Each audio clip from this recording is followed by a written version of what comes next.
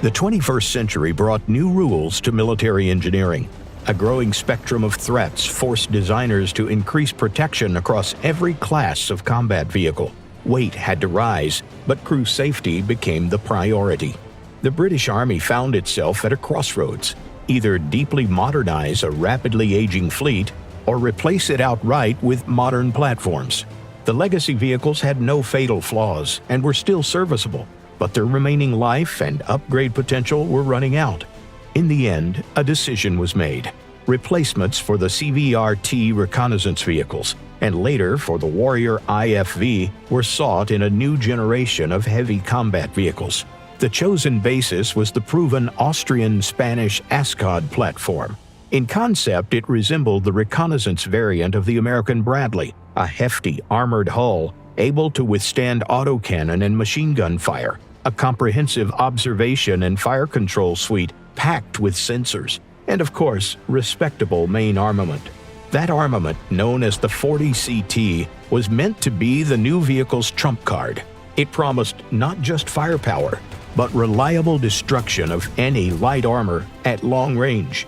Its key difference from other large-caliber autocannons was the use of telescoped ammunition. The projectile is sunk into the propellant case, saving significant space in the stowage. It was a way to squeeze the maximum out of a fixed volume. A broad international consortium built the vehicle.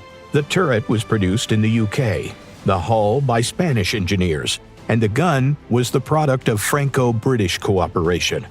The family was named Ajax, after the hero of Greek myth.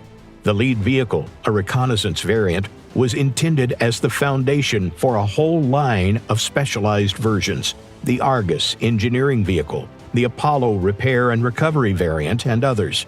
The tracked armored personnel carrier Ares was closest in role to the old Warrior, though for a direct Warrior replacement, the Army was, in fact, planning to rely on the wheeled Boxer.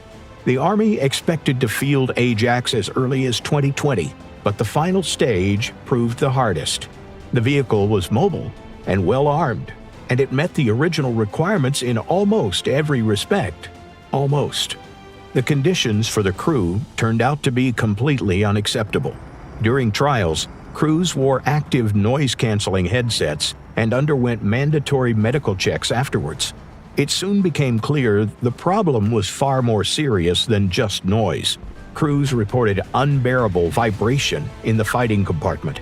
The shaking was so severe, it caused nausea and debilitating headaches.